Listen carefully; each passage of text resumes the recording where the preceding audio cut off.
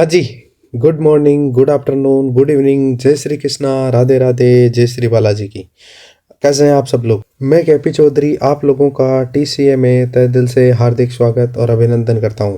आज मैं आप लोगों के लिए क्लास 9th के चैप्टर नंबर 2 की एक्सरसाइज 2.3 लेकर आया हूं। जो क्वेश्चन नंबर 4 है उसकी बात करते हैं। क्वेश्चन नंबर 4 में आपको ये कह रहा है कि अपने पास फैक्टराइजेशन करना है और किन का करना है। पहला दे रखा है 12x² माइनस 7x प्लस 1 और सेकंड दे रखा है 2x² plus 7x plus 3। Third में आपको दे रखा है 6x² 5x माइनस 6 और फोर्थ पार्ट में आपको दे रखा है 3x² माइनस x माइनस 4। यानी अपने पास जो क्वाड्रेटिक जो पोलिनोमियल्स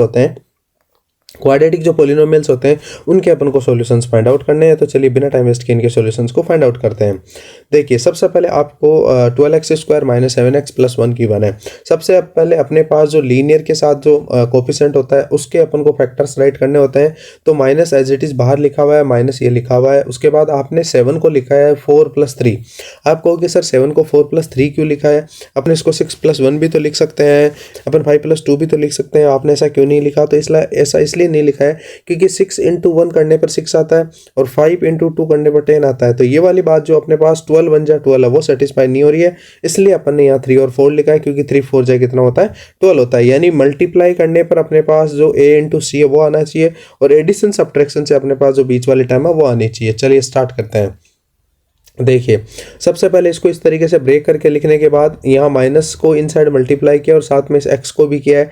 तो 12x² माइनस का 4 आएगा लेकिन साथ में x आएगा, माइनस का 3 और x आएगा और प्लस का 1 आ जाएगा। यहाँ देखिए इन दोनों में से अपन ने इन दोनों का एक पेयर बना लिया है जिसमें 12x² माइनस 4x और इन दोनों का एक पेयर बना लिया जो माइनस कॉमन लिया। यहाँ आया अपने पास 3x और माइनस 1 क्योंकि अपन ने माइनस बाहर लिखा है तो प्लस का जो 1 है वो माइनस का। यहाँ पे है जो 4x कॉमन लिया, जो अपने पास 12x² और माइनस का जो 4x था उसमें से अपन ने क्या कॉमन लिया है 4x कॉमन लिया है क्योंकि 4 दोनों में डिवाइड कर रहा है 12 को भी और 4 को भी और x दोनों में, इसलिए 4x कॉमन लिया। तो यहाँ 3x बचा, यहाँ माइनस का 4x पूरा बाहर आ गया तो माइनस का 1 बचा।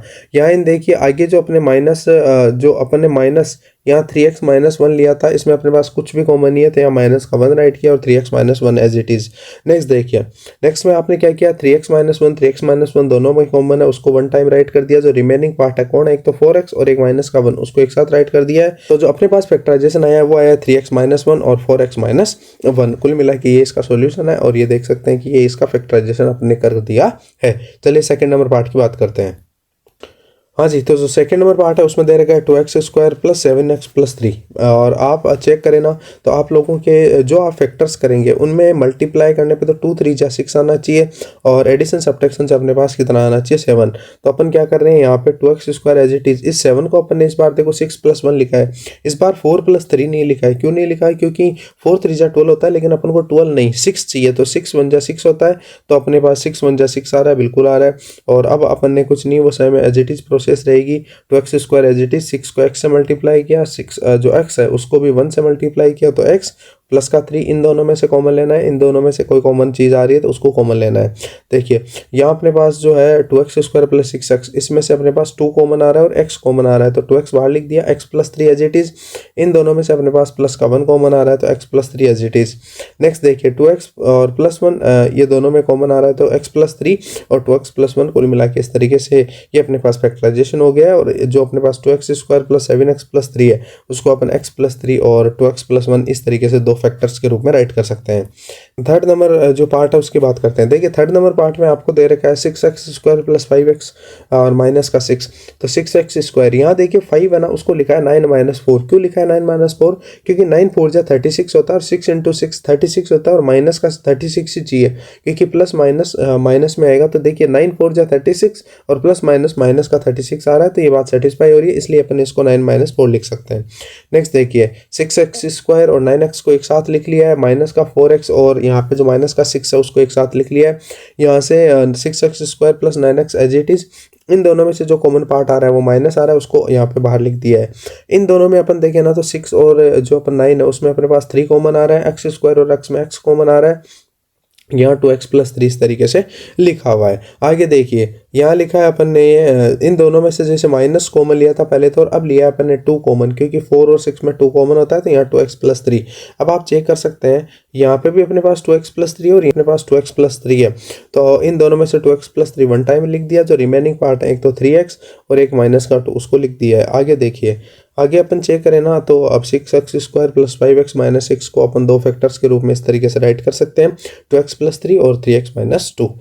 फोर्थ नंबर पार्ट में आपको ये कह रहा है कि 3x² - x - का 4, इसको अपन को फैक्टराइज करना है। तो 3x² minus as it is बाहर है ही, 4 - 3 करने पे आप देख लीजिए 1 आता है, बिल्कुल 1 आता है। और आपके अपन कहें तो 4 और 3 जा 12 होता है, लेकिन माइनस का 12 चाहिए। और देखिए यहाँ पे भी 3 4 जा 12 होता है और माइनस का 12 ही हो रहा है, तो इसका मतलब बात सेटिस्फाई हो रही है, ये सेटिस्फाई हो रही है। तो अपन क्या करेंगे, इन दोनों में माइनस का 4x, तो यहाँ अपन लिख दिया 3x² as it is, minus का 4 इंटू एक्स, और यहाँ माइनस माइनस प्लस से आ जाएगा 3x और माइनस का 4 यहाँ आ गया। नेक्स्ट स्टेप में देखें ना तो 3x² माइनस का 4x एक साथ लिखा है, और यहाँ पे जो है 3x - 4 उसको एक साथ लिखा है।